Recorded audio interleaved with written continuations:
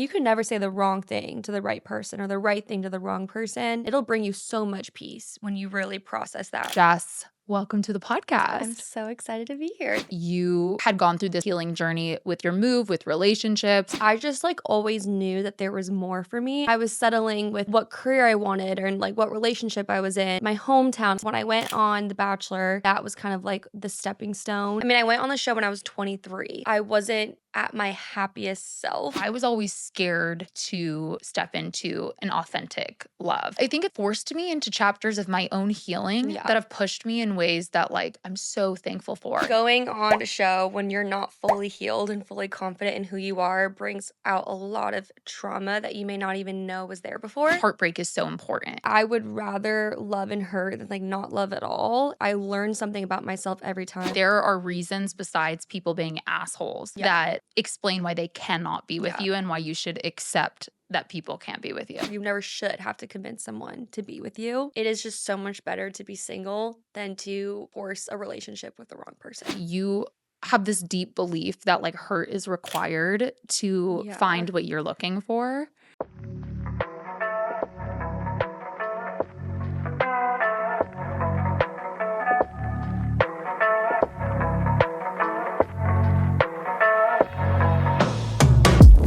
You're listening to How I See It, hosted by Han. You guessed it, that's me. I am here to motivate and inspire you with guests from all different industries and backgrounds. So get ready for personal stories of success, of growth, full of highs and lows, and of course, unapologetic realness.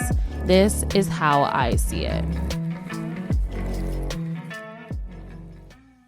You guys, I am so excited. Jess Girod is here. Not only is she my good friend, but you've probably seen her probably in the Bachelor Nation world. She was on season 27 of The Bachelor, season 9 of Bachelor in Paradise.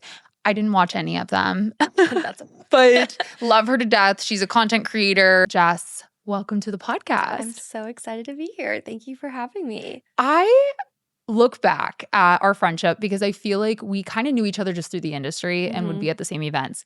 But the moment that I feel like you actually turned from peer content creator friend to actual friend was when we ran into each other in the airport in New York. I know. And I'm so glad I had you to travel with and be with because that was fun. Well, it was fun and it was very unexpected because I think that yes, we got to hang in the airport and then the flight, but also that Uber back was so special because I feel like it forced us to kind of get to know each other more. And of course, the podcaster in me was okay, so how'd you end up in San Diego? Where'd you grow up? And I feel like you just really opened up about how you had gone through this almost healing journey with your move, with relationships, with looking back at your family. So if you could get into it, how did you end up on The Bachelor? But I think more so, how did you get from Florida to San Diego and where you are now? Yeah, so I grew up in Florida, love it so much. I'll never be a Florida hater. I think it's one of the best states to live in. But I just always knew that there was more for me, and I never understood what that really meant. And when I would explain that to people, they'd be like, what does that mean? And I'm I don't know. And I felt that way in relationships. I felt that way in school and just and honestly every aspect of life. And you felt there was more meant for you. That there was more, and that I was settling with what career I wanted or what relationship I was in and my hometown. I just felt I wanted to be a little bit more adventurous and kind of push my comfort zone a bit.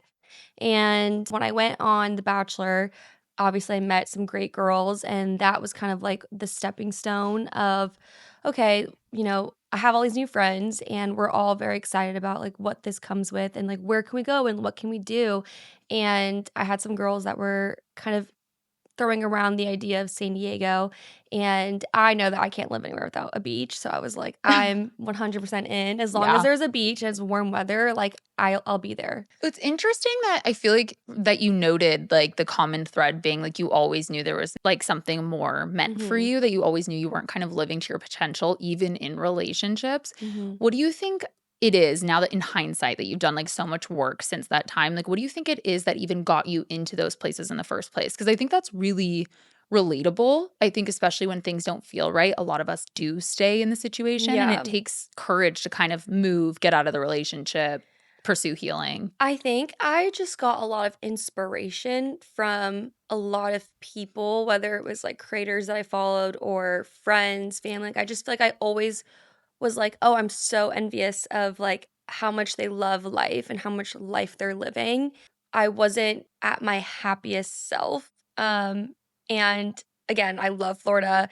I, like, would always go back, like, 100%, but at the time, like I mean, I went on the show when I was 23, so, Wow. like, I was very, very young. So I was just beginning, like, my career and, like, when you leave college into, like, the real world, like, there's a very big transition there, and I had a really hard time transitioning and figuring out, like, who am I?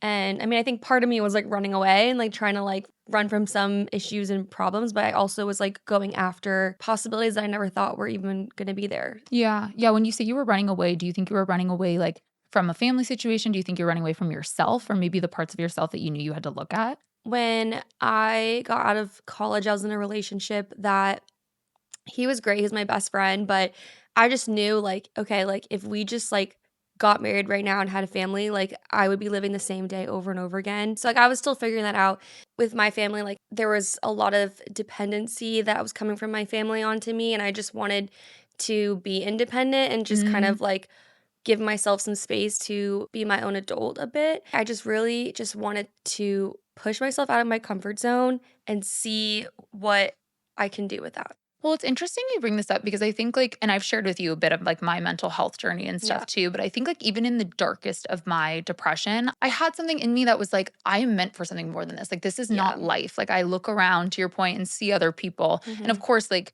we all curate our life, but I could tell that like a lot of people had this like lust for life that Yeah. I didn't. And Mhm. I do think to your point, it's hard to describe, but I do think there's like an emptiness or a hole Yeah. attached to like some of the situations we're in. Yeah. It's like a feeling I can't describe, but you just kind of know that there's more for you and more love and excitement and just like a journey that you just know you have to go after even though it's scary. Yeah. And that's how I felt. And even just like moving to San Diego, like to some people, a cross country move isn't that scary. But for me, like I had never left Florida. I went to college in Florida. No one in my family at the time left Florida before. So it was very scary. Like everyone in my family was telling me I think not to it sounds go. scary. Yeah. It's across the Yeah, country. thank you, yeah. I But, mean, like I think it's really scary. yeah, I I think it mean takes a lot yeah, of courage. yeah, And like I know you said something about like being it sounds like maybe a little bit parentified, like treated as an adult maybe in your family mhm, situation, but it does sound like you at least had a situation where confidence was instilled in you because yeah, I do think it takes a lot of confidence to be able to be like, "You know what? I'm going to get up and completely change my life." yeah, 100%. And I quit my job when I went on The Bachelor, and I did get it back, but there was a time period where I was kind of, like, not really working, and so once I got a job, I was like, "Okay, like, I need to leave, I need to just, like, go and move and just do it and not look back." So I was, like, waiting for a sign, and once I got a job, I was like, "Alright, I'm out. I gotta go." How was The Bachelor? Like, obviously, like, I don't really need you to get into the whole Yeah. nitty-gritties of everything. That's so not my vibe. But I will say I could imagine that being on TV and seeing yourself in both scenarios, in Yeah. both like The Bachelor and Bachelor in Paradise, must have brought up like a lot in you because I always talk about here, like, I think, situations, relationships, people will appear and reappear over and over again, and they force you to look in the mirror. You had the very interesting experience of actually watching yourself Mm. on TV. Did anything pop up? Going on a show when you're not fully healed and fully confident in who you are brings out a lot of trauma that you may not even know was there before. Mm. I think for me, again, I was 23. I was so confident in who I was and like what I wanted. But now looking back, like I really didn't know that much. I do think I was very mature for my age, but I mean, I've learned so much about what I wanted to want since then. I would be so scared if the 23 version of me was on a television Yeah. screen. Like, thank God. Thankfully, like, I, like, have always been, like, pretty chill and, like, I feel like I'm like, my personality is still the same, like, my morals are still the same, Yeah. but, again, like, what I'm looking for, like, maybe the red flags I would normally maybe just, like, look past, I wouldn't do that now. Yeah. Watching it and seeing how, like, even, like, the smallest of hate that you can get from it, like, I never had anxiety before, I never dealt with anything of that nature, and reading hate comments or, like, family members making comments or just, like, anyone making comments about, "Oh, I can't believe you said that," or, like, "That you did that," or whatever, and it really got to me. There was a lot of times where I would be crying in my room, and I'd be, like, so Mm. embarrassed, or I'd be, like, upset with the producers for, like, maybe airing it a certain way that it wasn't actually how it happened. But at the end of the day, like, I think it made me have thicker skin because I was extremely sensitive, and I think it made me appreciate and understand that world a lot more. Yeah. Did you get to a point on the show where you had to, like, open up and share about, like, your past experience, your family life, or whatever? Um, Like, put vulnerability, I guess, on I the screen? definitely did share a lot about relationships and, like, triggers. When I was 23, I was really embarrassed by a lot of it, and a lot of things, even to this day, I've never even shared with my family of, like, my feelings and thoughts. Now in hindsight, like, looking back at where you are, even, like, the things you went through with your family, I know you opened up to me about how, like, your parents went through a divorce and, Mhm. like, that was really hard too. How do you think it started and showed up for you when you started dating, even off TV, like, in your life? Like, how do Mhm. you think that that hurt and wound showed up in your relationships, and where are you now with that kind of stuff? Growing up with parents that were fighting a lot, my room was literally right next to their room. I'd put my ear against the wall and I would just hear screaming, like, almost every night.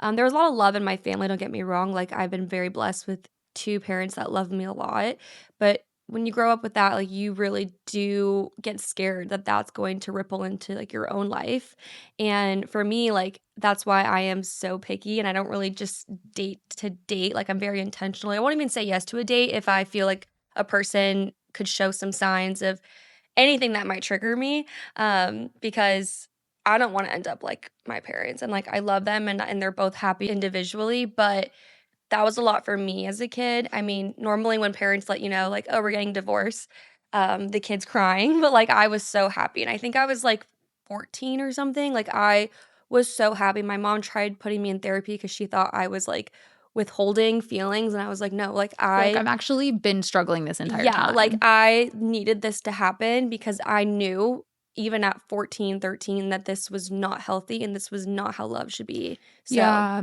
we have a very similar story in that way because yeah. my parents, like, ended up separating 4 years ago, Mhm. and it was, like, about time, like, Yeah, and I that's think recent, wow. yeah, and I Yeah. think it was this, definitely triggering for me as I got older, and I think up until, adulthood and post-therapy, I realized that, like, oh, relationships aren't supposed to be people screaming at each other Yeah. because that's all I had witnessed, especially through my early 20s. I was dating men or getting involved with men that were, like, overly confrontational. I Mhm. couldn't share my feelings without being screamed Yeah. at, and I think up until recently, having an experience with, like, a different type of man, I was like, "Whoa, there are men that can actually listen, hear me when my feelings are hurt, Yeah. and not scream at me." Yeah. But I think when you grow up in that type of environment, even if you know deep down that it's not right, you're just so used to it. Well, you think you deserve what you know, and, like, all you knew was that for a while. I think for me, like, I did also find myself, I mean, again, I was young, but, like, reflecting back, I had a boyfriend on and off for about 4 or 5 years. I mean, he cheated on me every week, like, he was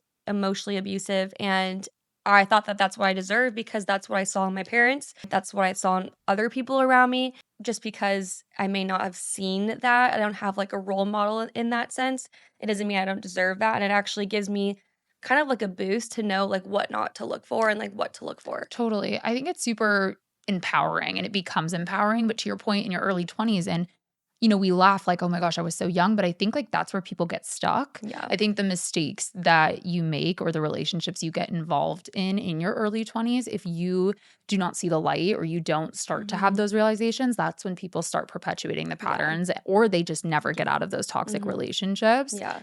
You said on your socials, I was stalking you on Oh TikTok. gosh. It was really cool. You posted this video about how you thought you were going to marry your first love Oh, yes. and how then you thought you were going to marry your best friend. And then that you had just gotten out of like a situationship and you were giving advice based on like those 3 points in your life. Mhm. The one thing you said in that video that I thought was really powerful was that heartbreak is so important. What do you think you've learned from like the heartbreak in your life? Oh gosh. Well, I saw something somewhere where it's like heartbreak just shows, like, your capacity to love, and I think I look at it as, like, yes, a door may close, but another one's gonna open, and, like, sitting with the emotion that you're feeling, like, there's so many ways to look at it, but it's like, A, like, that person might have needed the love that you gave them, and, like, it may not have been reciprocated or it might have hurt you, but, like, you might have changed them in a way that you'll never know how much. That helps me a little bit. For me, like, I would rather love and hurt than, like, not love at all, and I learn something about myself every time, again, like, whether it's what I want or don't want, how happy I can be,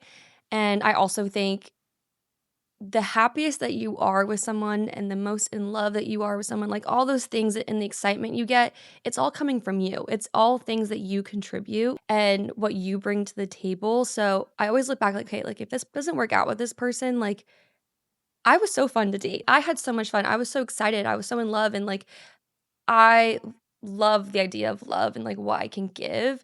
So when I'm going through heartbreak, I just remind myself, it is you. Like, you are missing, like, that version of you, and you will find it again, whether it's with someone else or with yourself, but just, like, sit with it, feel it. I was always scared, I think, to step into an authentic love. I think Mhm. based on, like, everything I had been through and, like, my fear of, like, intimacy, I think I had always just, like, did the hookup situations, Yeah. which I was fine with and felt very in control, Yeah. or I wouldn't, like, fully, give myself to someone, Yeah. like, emotionally. Mhm. And so I think recently, like, over the last couple years, I have, like, explored that more, and though it's been, like, really painful, I do think not only has it shown me that, like, love can exist, because I think I was very much like, "Love doesn't exist," type Same of girl. vibe. I was there before. Yeah, but I think it's also, like, forced me into chapters of my own healing Yeah. that have pushed me in ways that, like, I'm so thankful for, and it's Yeah. so annoying because when someone breaks your heart or doesn't do what you think they should Yeah. do, you're like, "Fuck, I don't wanna, like, be thankful for them at all." I But I think know. I'm in a place where I'm like, "Wow, like, I would have never been to where I am if I Yeah. did not take that leap," and, like, I think the greatest love we can show ourselves is continuing to do the work. Yeah. I also think I used to be someone where, like, if I felt rejected or something didn't work out, I just wanted to, like, hate them. Like, I would, like, Mm, make my friends not like them. I would unfollow. And now I'm just like, I noticed that when I was angry, the anger would go away after a certain amount of time, and then I would want closure or I would feel like a different emotion. And if I just, like, allow myself to be like, okay, this sucks that it didn't work out. But there were some things I ignored, like, let me remember, and if I lived my rest of my life with this person, I probably would have been dealing with this, and that's really hard, so I'm gonna trust that there's someone out there for me that's better, and I'm not gonna let myself just, like, feel anger. I'm just gonna be like, "Okay," like, use that anger and put it into, like, hope for something else. Because honestly, like, I'm so crazy and, like, I would literally, like like, haunt someone for years until they, like, reached out to me again, but, like, now I'm just like, "Okay," like, I gotta just let it go, and I found so much peace in that. well, I love that you're bringing this up because you said in this video, and I literally wrote in my notes that I wanted to harp on it, closure is not real. The It's closure that not. you're looking for, you usually already know the answer to, and any closure you can find within yourself. Mhm. How do you think you realize that? Because I do think that that is major. I think that's something we Yeah. all get stuck on. Yeah. What situation happened and, like, what was the realization? Because it's never the person. It's always, like, from our childhood, some type of Yes. wound. Well, actually, so it's a kind of like a funny story. It was one of my situationships that I, like, really, really liked, and there was a lot of hope there, and I was excited. It was, like, whatever, and this is, like, pretty recent. Him and I just kinda faded out. Wasn't really, like, anything big that happened, and I just decided, like, a couple months later, I was like, "What do I have to lose?" Like, I just really needed to understand why did he not wanna continue pursuing me when, like, it was going so well, at least I thought. And so one day I just sent him a text and I was like, a very nice text, very short. I was just like, I hope you're doing well. I know it's been a while. And I feel like now that it's been a while, like I would just love to know, like, kind of like what happened. Cause I did like you a lot. I'm just like curious, but like, hope you're doing well. I was like, there's no way that he's not going to answer this. He responds, he says that he'll give me a call tomorrow. And I was like, okay. Never got a call. Never Mm, got a call. And I was waiting around. I changed all my plans the next day to be available for that call, and he never did. And I think it finally hit me because that was the first time that I asked closure from someone that I didn't get it from. Because my last two boyfriends, like, I mean, it was a real relationship, so we like had the talk, yeah. whatever. So that was the first time that I didn't get it, and I was like, okay, I didn't need that. Like him not calling was everything that I knew before I even sent that text. And, like, if he had called, it probably would have been the worst call ever, and I probably would have gotten nothing great out of it, and it probably would have just been an excuse or a lie because he wasn't obviously capable of giving me that answer because he Mhm. knew that it was, like, probably not a real one or that, like It had everything to do with him yeah, probably. probably. And so I think that in that moment, I was like, "Wow, like, I never needed this." Him not calling me was closure, but honestly, the feelings that I felt before that, I already had. A lot of this, like, need for closure is wrapped up in, like, the inability to, like, sit with our feelings. Yeah. I feel like if you have an answer, you think that you're gonna get this, like, feeling of peace where you're like, "Okay, like, it's not me, or it's not the situation, or it's not what I said, or it's not what I Yeah. did. It's because of this one thing." Yeah. At the end of the day, like, being able to sit with ourselves is one of the hardest things, Yeah. if not the hardest thing we could do, whether Yeah. it's a relationship, your mental health, or So true. whatever. So I think for me, even in this stage in my life, it's trying to, like, sit with the, like, why do I need closure so bad? Or, like, why do I need this so bad? Why do I need this explanation? Why do I need this conversation? Why do I need this piece of evidence? Yeah. And, like, getting curious about that. And a Yeah. lot of it for me is just, like, anxiety around lack of control. Yeah. For sure. I mean, in that specific relationship, like, there were so many things that I was like, "Oh my god, like, was that why we, like, stopped, like, talking? Is that why we faded out?" But, like, you can never say the wrong thing to the right person or the right thing to the wrong person, and it'll bring you so much peace when you really process that because I didn't say anything wrong because he was planning on leaving regardless. A lot of It's women, tough. I think, immediately are just like, "What did I do? Yeah. What's wrong with me?" Yeah. An easy explanation is like self-worth issues, like you have Yeah. self-worth issues. But I think it's more complicated than Yeah. that. I think that it's very hard to not look at yourself as the problem, especially if you grew up in a home that was tumultuous Mhm. when you were the one like solving problems and being the adult. Like Mhm. I know for me, even like very entrepreneur of me as well to like think I can fix every problem and like come up with every solution. And sometimes Yeah. like you don't have an explanation and sometimes you don't get closure. And like Yeah. that's kind of how life works. Yeah. Closure isn't something that you can get from anyone else but yourself. I struggle with that to this day. Like, there was a guy I was flirting with, like, a month or so ago, and it didn't really work out, and, like, I wanted to text him and be like, "Why?" But, like, you really do know deep down, and anytime you question it, it is, like, some kind of insecurity of yours, and, like, my insecurity is, like, not being enough. I always feel like guys, like, want to pursue me, and then once they get me, it's just like, okay, like, the chase was the best part, and now they're done. I realized, like, me wanting closure was probably because of that insecurity of, like, wanting to hear Yeah. that that's not why. It's just, again, you have to remind yourself, like, the door is closing and something better is gonna open. It doesn't always have to be that serious. It honestly, 95% of the time, it's that person, and they're just, like, not ready to face, like, what they need to face to be with you or deal with what Yeah. they need to deal with in their life to be a good partner, and or yeah, it might be compatibility, but that doesn't take away from, like, who you are and, like, what you can bring to a relationship. 100%. Something I love about you is that like you just have such like a big heart. Like I think Oh. like after the ups and downs of dating and just like I know you share openly about like your dating life and Yeah. going on dates and stuff Too like much, that yeah. too. I think a lot of people get very discouraged Yeah. by relationships not working out or how we talked about like you open up and then you're heartbroken. Mhm. So then you don't put yourself out there again and you just keep getting back up Mhm. and going after it. I was texting Sam, your best friend, Mhm. my other friend, before you came in here Oh today, gosh. and I asked her what she thought I should ask you Okay. in the interview. She sent me this, and I wanted to play it for you. I'll turn the volume up. I feel like another thing you could talk about is obviously like very relevant in her life right now is just like dating and her mindset around dating. I think something really special about her is that she just is so like she just like leads with her heart and everything that she does. She's just like truthfully the most like pure, just like little like joyous, like lovable human being. And it's just when that's given to the wrong person, it could really like, I don't know, it could dwindle a lot of people, but I think like what's cool about Jess is that she's like been so true to that. Like that's carried through every heartbreak she's had, any failed relationship or talking stage. Like she's never really lost that. So I don't know. I could see her having some like good perspective on just like That's sweet. I'm gonna cut it there. That's sweet. See, like, I'm, Ugh. like, so emotionally unstable. No, you're not. I think Uh, okay, well, I'm gonna reframe that actually right off the bat because I think that women are told a lot, they cry a lot, that they're too yeah. sensitive and that they're crazy. And I think you're really in touch with your feelings. And I think that's the point. It's why I wanted to show you that audio. And I think it's what I'm trying to say is that like a lot of people, myself included, when they show too much and they get hurt, they close up. Yeah. And it seems like you have this deep belief that like hurt is required to Yeah. find what you're looking for. Would Yeah. you say that's true?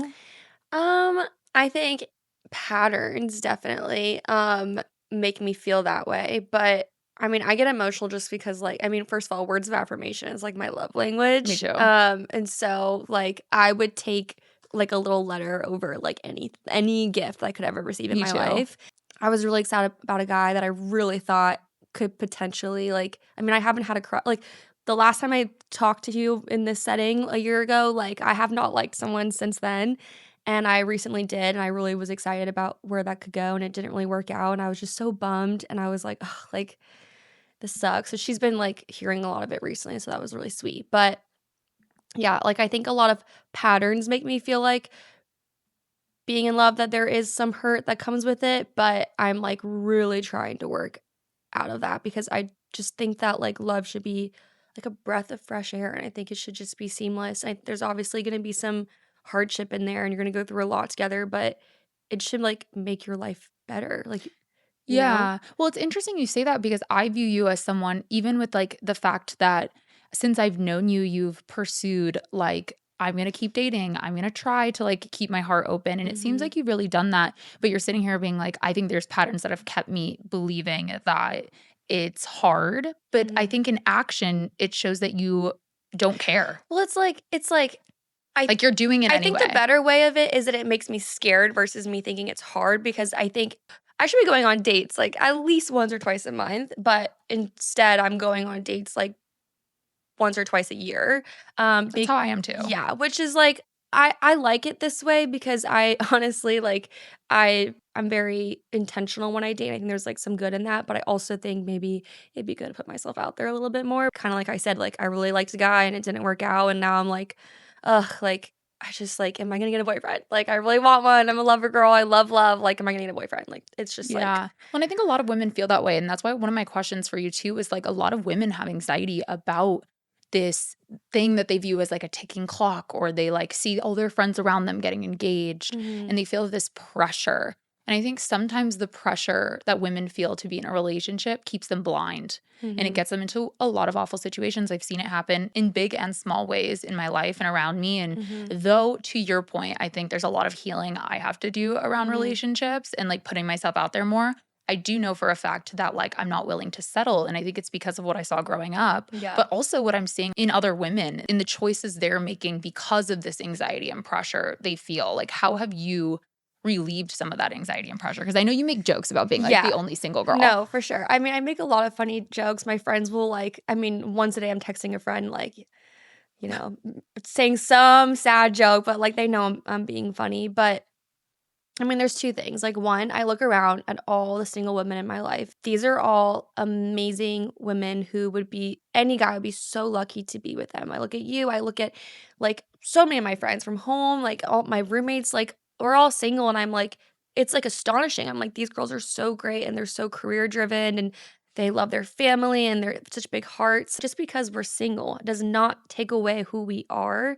And I'm almost like, thank God that these women that I love so much are not with men that I'm like, oh, like you could do so much better. Totally. So whenever I feel down, I just remind myself, like I'll literally just think in my head, like, okay, like X, Y, and Z, like they're single. And I would literally like, if I was a guy, I would be like, oh my God. So I'm like, okay, I don't need to be hard on myself. Like we all just have a different timeline. Whenever I do talk and I like confide in my friends that are married or engaged or starting a family, and I kind of vent to them about how I feel behind, they all tell me the same thing, which is so crazy. And they're just like, the grass is always greener. We love our life. We love our partner. We love our baby. Like we have a home. Like we love these things.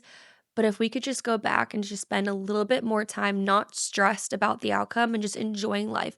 Like my friend that has two kids, like she can't just like jump on a flight to Hawaii. I have some friends that would like love to go to events in LA, but like they can't do that because they have other priorities. So they're kind of just like, we're enjoying watching you live your life and we understand the feeling of like wanting to find someone, but at the same time it's like just sit in this because you could literally meet someone tomorrow and everything changes. And the plans that you would normally make to hang out with a friend, now you're thinking, okay, wait, like that's his birthday that weekend. Like things that you would normally like prioritize that changes kind of like your whole life. And actually Remy made a really good point. I got drinks with her the other week, and she said the version of who you are when you're single changes when you meet someone new. and that person isn't going to be the same. Not necessarily that you lose yourself when you're in love and when you're with someone, but the independence, the freedom that you had, it changes. And that really sat with me because I was like, wow, like I don't know if I'm ready to lose this version of myself. So I'm still trying to expand on it. So I know I find comfort in like, okay, like I'll be patient with the timing. There's frustration, obviously, but there's some positives in it. Well, and I think that at the end of the day, we haven't been taught, I think men and women, but I think we aren't taught that like love is rare. Yeah. And like it should be rare. Like Yeah. you're committing your entire life to someone, you're meeting someone Yeah. that not only you connect with and you have compatibility with and that you're attracted to, but also someone that has shared values, whose life like aligns with yours, whose timing aligns with yours. It's not stressed to us, especially as women, that like it actually should be rare for you to find your person. It takes a while. Yeah. And I think there's a lot of people in my life who are really struggling, men and women actually, who are looking for their person. And I think what I've said to them and what I've reminded myself too is like, if it's meant to be, it will. I'm the version of a lover girl where like I love so much that I would rather be patient and I would rather like give it time and be picky and like stick to like what I'm really looking for than just settle and be in love and start the chapters that I want to start, because like I'm very intentional with it and I would rather be so happy and have no regrets than just settle with something that like I know is not meant for me. Well, and I'm going to correct that wording too, because it's like, I don't think you're being picky. I think like picky has like a negative connotation. Yeah. You're not being picky. Like you're being intentional with your life. And I Yeah. think at the end of the day, like if you grew up in homes like we did, you know the cost of rushing into things or giving into anxiety. Because I think a lot of these people, you know, and I've said this a bunch with friends, I don't think I've said it on the podcast, but like 50% divorce rate. And I think you hear that and people are like, oh my gosh, I don't believe in love. And they don't think about the fact that like maybe that's a stat because like we all are so scared to surrender that like we rush into things that aren't meant for us. Yeah. So like maybe it's not love and relationships fault that that stat is so high. Of course life is hard, partnership is hard, but I do think it's a more of a testament to like the human condition and not being able to like sit in the uncomfortable. 100%. No, I like that wording. I think that that's true. Like, 'cause I do think when I say picky, people are like always like kind of like trying me on that word and they're like, well, then don't be picky. And it's like, well, no, it's okay to stick with some standards and morals that you're looking for that you're not going to just look past just to like be in a relationship and have that feeling. Well, yeah. And I think this kind of leads into what I was going to bring up too. I saw another thing on your socials where you posted a video about, I think it said on the screen, like, silly me, like, I forgot that this is what I prayed for. Oh, yeah. We get so caught up in like what we wish for our life that by the time we get it, we want to rush to like the next thing. And I think for me, even like the depressed teenager, like would have been shocked, jaw to the ground at the person that I am now, the work I've done, like what I've created for myself. I wasn't even praying for this type of peace and success because I didn't think it was possible for me. And so I think being able to sit in that and what we do have, and to your point, like actually just like live to the fullest the moment we're in right now. I think that's how you find more of our desires, whether it's a relationship, whether it's, you know, the next job opportunity or whatever. So I actually made that because when I went home, I wrote a letter to myself. It was like part of our class like assignment junior year of high school, and we had to write our letter to ourselves that we are going to receive in 10 years. Wow. Yeah, and I totally forgot about that. And when I came home, my mom was like, oh, you have a letter like from yourself. Of course, she already read it. I was like, Mom.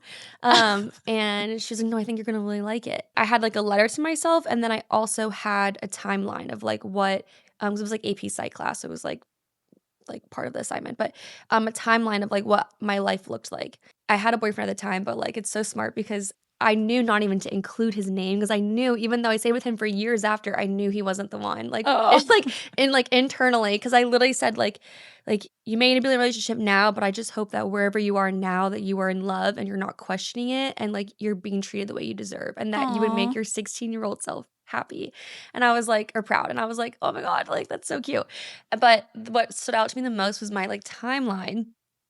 And in there it said like that I moved to California. And I like kind of in the beginning of this podcast, I didn't even think that California was an option for me. I didn't even know that I wanted that in high school. And so when I saw that, because I thought I came up with San Diego like after like the show and that's stuff. so interesting. And so, I mean, obviously everyone wants to move to California. It's like amazing. But I didn't make that as like an actual goal in my life. And so when I saw that on the timeline, I was like, wow, like, I can't believe that in a way, like, I manifested this, but also that this was even something that, like, I thought would be an option back in the day. So it made me really reflect on like, wow, like if I would have told my junior year self, hey, you're out of that relationship. And actually, like you are very intentional when you date and you're like learning to love being single and you have prepared yourself to when you are in a relationship, you're the best version of yourself and you're only going to accept the best.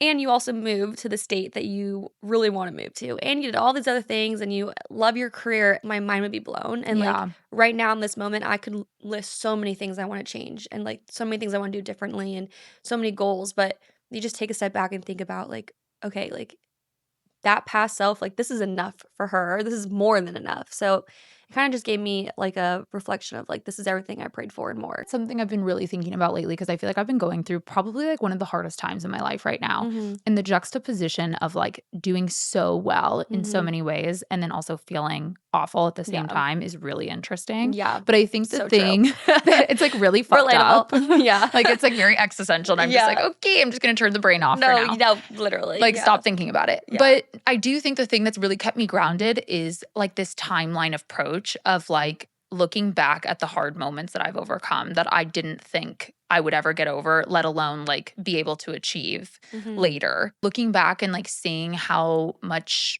I don't know, like pain I was in and like how much despair I was in. And now where I'm at, also in a moment of like despair, I think Mhm. it's easier now Mhm. because I'm like, I know what's going to come from like this time. Yeah. I see like the way my life changed by having those like dark nights of the soul. Mhm. And so I do think like making the most of even the darkest time. And I think that's really hard. Like Mhm. I would be rolling my eyes if I was listening to this in the car right now. But I do think there's something to be said about that. Like, can you in this moment, even if it is like the darkest time in your life, like find the things that you didn't think you would have access to Yeah. or the things you didn't think would give you peace or Yeah. joy that you have now? Yeah, 100%. I think, like, when I'm feeling my lowest or when I'm feeling like find myself complaining about my life or I don't feel like I'm, like, in a good enough spot in my career or what am I doing in my career, like, all those things, like, I sit back and I just think, like, I'll count in my head, like, all the blessings that I have that I didn't think I would ever get or that I'm proud of myself for getting, and I think it really grounds you 'cause you may not have X, Y, and Z. But like, even when you get that, there's gonna be something else you're gonna want. And the grass isn't always greener. So just really appreciate where you're at because your past version of yourself would be so proud. And your current version should also be. Like, don't lose yourself now just because you're looking at what else you want. Like, really just sit with it and like appreciate all that you've done because like everything that we're doing is like someone else's hopes and dreams. You're just never going to be content. Like to the No. grass is always Yeah. greener thing. Like Mhm. I just know and I do not, hold my breath Yeah. before like getting goals, achievements Mhm. or whatever because I just know that like you're never going to get the satisfaction that you think you are. Yeah. It's not the human condition. And I Yeah. think I was raised with that notion because of like growing up in the church and like in Yeah. religion because I do think we're taught from a very young age like about the human condition. And so that's something I've always carried with me, like even through the ups and downs of my own like faith. And Yeah. I do believe that it's not negative to admit and acknowledge that like we're never going to be content and you Yeah. have to be okay with that. I think that ultimately is what gives us joy, is if we Yeah. can accept that. Yeah. If I wrote down on a list like everything I want and I got it, I would probably have a new list tomorrow. So you kind of just have to appreciate what you have, learn to love what you have, and use it as like motivation to keep going and like keep chasing after dreams versus like using it as like a negative thing and like, oh, like my life's not good enough versus like, okay, like this is motivation so that I could keep going and not get lazy and like have some kind of like end goal, even though the Yeah. goal keeps going, like it Yeah. doesn't stop. But like that's life. Like you should always have something that you're chasing after, like at any age and any chapter. The things you're chasing can't dictate like your happiness in the current Yeah. moment. Okay, if there were like a few things off the top of the noggin that you would say to girls who are actively dating right now who Oh like my want to God. give up, are you on the apps? I have Raya, but, like, I'd never go on it. I Like, I can't think do I apps. haven't been on it in, like, probably a month and a I half. can't do apps. Specifically Raya, I can't do because like any man that thinks he has enough self-importance to like be on Raya is like not my No, husband. it's so dumb, and it renewed automatically for a whole year. So now I'm like, So you're like, fuck it. I already just paid, like, over $100. I guess I'm gonna keep it for but, like, I, like, need to cancel it so that I'm, like, done. I had it for Yeah. a year, and I was like, "I'm not doing it," and then it renewed, so now I'm like, "Okay, well." You can at least see Yeah. what's in the Yeah, area. I'll see what's out there, but, like, I don't even, like, bite I don't even, like I can't do dating yeah. apps. I can't do it. No. It's too scary. I can't do it. Horrible. Bad vibes for me. Yeah. Too many mirror selfies. Yeah. I can't. Yeah. What are some things you've learned though, recent dates? I know you've gone on a couple. My number one thing that I've learned is that you never have to convince someone, or you never should have to convince someone to be with you. And if you find yourself dating and having to perform or like feel like you need to like convince someone to stay, or maybe like set up another date, or, you know, make things exclusive or official, like you shouldn't have to do that. And the right guy who wants to be with you is going to pursue you. If he wanted to text you, he would text you. If he wanted to take you on a date, he's going to take you on a date. If he wants to make you his girlfriend, he's going to make you his girlfriend. So if you're feeling confused, or you're feeling like you have to really like convince someone, it is just so much better to be single than to force a relationship with the wrong person. Well, yeah, and I would argue too, because I know there's the girl in the car like I would be that's like, well, my situation is different. Like maybe he can't. I think that's the same thing. People are allowed to have their issues and be in certain places in life where they maybe can't explore that. Yeah. But that's an answer too. Like if he could or would or should, like it's not it. 100%. Well, think about like the busiest that your life can get. Like you have a really busy day, right? If you love and care about a guy, you are going to probably call him or text him at some point in that day. I know for me, like I could be extremely busy and I will run to the bathroom just so I can send a text. I used to be someone that would make excuses for a guy who says that he's really busy or he's not sure what he's looking for. And I really think about that and I'm like, if a guy just knows that you're the one, he would never miss out on that opportunity. And it doesn't matter how busy I am. I know I would make time for someone that I really care about. And it doesn't matter if it's a different gender. He would do the same thing for you. Yeah. And so I think that's something I've been dealing with pretty recently and like remind myself with. Well, and something that I reminded myself recently too about was, and maybe this will like put what you're saying into perspective as well. Like I went on a date probably like a year ago now. Mm-hmm. And I was like full-fledged in love with someone else. Yeah. And like went on a date with this other guy. Mm-hmm. And I felt bad because, and I like was obviously very honest, like very quickly, but I think like I couldn't like be what he needed me to be. You know what I mean? Like, and I'm a good person. And like, I'm not like a asshole. I'm not like a girl player. Like it was just that I couldn't be what he needed me to be. And that can be happening too, but that does not mean that like that guy shouldn't wait for me. That guy shouldn't like be begging for my attention. Like if I'm not giving it to you, like you deserve better. And I think it's the same for women. It's like you can make excuses like, oh, well, he's going through a really hard time, or, oh, like he's not sure he can be committed. But it's like, yeah, like if he could, he would. And I'm trying to work on that too. There are reasons besides people being assholes that explain why they cannot be with you and why you should accept that people can't be with you. 100%. I mean, when I like someone, like I really would just do anything for them. And there's just like no world where you would put a guy in front of me that I have feelings for and I could see a future with, and I would just sit there and do nothing. Like I wouldn't say, "Oh, I'm scared and like I'm too busy." Like I would go after it. Like I would have fears and I would have some like maybe some things I need to work on or whatever, but I would still go after it. Yeah. Do you believe in the taxi cab theory? Yes. I believe in it so wholeheartedly. Explain it for people who don't know. So the taxi cab theory basically is put the metaphor in like to play, but like there's someone in the driver's seat, which in this case would be a guy. Actually, how do you explain it? It has nothing to do with the person essentially, but more so like when that ready. light goes on, who's going to get in the car first? Yeah, when he's ready to be in a relationship, when the lights go on and who's in front of him is who he's ready to settle with.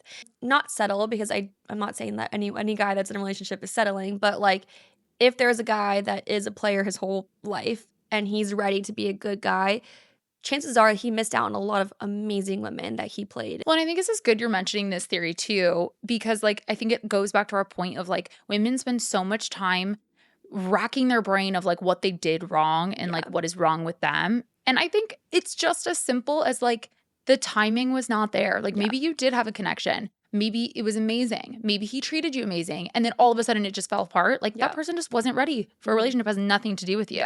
And I think this goes back to also like my point about how like love is more than just like a feeling, like it's rare. And I think one of the things that makes it rare is timing aligning. I think of the taxi cab theory whenever I'm like needing closure and I'm like, okay, this has nothing to do with me. Like this person's just not ready to be in a relationship. And like he may, because like I feel like I'm like, okay, well what if he is ready? And then it's like, he's not going to reach out to me and he finds someone else. And it's like, well, again, taxi cab theory. Like, it's something to do with you. Like, it's when they're ready and it's who is in front of them, and it's easier for them to start over than it is to go back and face some issues that, like, he left behind. So I Well, and think it's a also, good. like, to your point of, like, what would my husband do? Like, I want someone that's gonna, like, reach back out. Like, I want Yes. someone that's, like, when I'm gone for a year and, like, I cross their mind, they have, like, Mhm. the courage to call Mhm. and, like, Mhm. reconvene. Yeah. And if, like, someone doesn't feel that towards you, then, like, you're definitely not gonna last over a 10+ year marriage, No. you know? So I think thinking about it Yeah. that way too, like, that is sad that, like, Yeah. the person you wanted to be with isn't choosing you, Yeah. quote, unquote. Mhm. But I do think that we can remind ourselves, would my husband And that's my favorite quote. I'm like, "Would my husband do this to me?" Like, and it's like, probably not. And yeah, like, or, like, and do if you not, want your husband to yeah. do And it's this? also like, if that's not enough, okay, like, would you want the father of your children to be this way? I don't know. There's just so many ways to look at it for me, and Well, and also too, like, if they're doing this now, like, um, effort just dwindles over time. I yeah, think that's natural. The honeymoon phase yeah, is not forever, yeah, and, like, I'd wanna know that the person I, like, commit my life to is, like, still gonna show yeah, up. I think if the guy's not showing up for you yeah. before he's even in the relationship, you know, I mean, eh there are great guys out there that will go above and beyond for women that they love. I mean, you see it with the friends that are married and, like, you see their relationships. So I think for me, like, I get a lot of hope from, like, real life relationships from, like, my friends. Yeah, that was gonna be So my last question for you, is I feel like women, with the rise of dating becoming really hard, and, like, that's a completely separate existential conversation. I mhm, do think it's made women feel a little bit hopeless or even turn into a little bit of a man hater. mhm. How do you, like, stay hopeful? A lot of my hope really comes from my friends and their relationships. My childhood best friend just got married recent in March. A lot of my friends here are engaged or have gotten married. A lot of my college friends are engaged or have gotten married, starting families. Like, and I really do love all of their husbands. Like, I couldn't imagine a more perfect partner for my friends. And all majority of the guys that I have spent my time with, I don't think any of my friends would probably say that about them. And Mm, so I just, like, remind myself, like, okay, like, I want them to view, like, my relationship the way that I'm viewing theirs. And not even that, that's just, like, more that's, like, an ego thing, but more of just, like, I see that there are great guys out there because I see the way that my friends are being loved and treated. Why would that be any different for me? And, like, why can't I get that too? So I just honestly use that, and I learn from them, and I learn, like, their ups and downs in their relationships. And I don't know, I maybe that's why I don't date so much, but I really do just learn so much through observing relationships. And I've been that yeah. way forever. So Yeah, yeah. I mean, I'm very hopeful for you. I thanks. potentially see love around the corner for you very soon.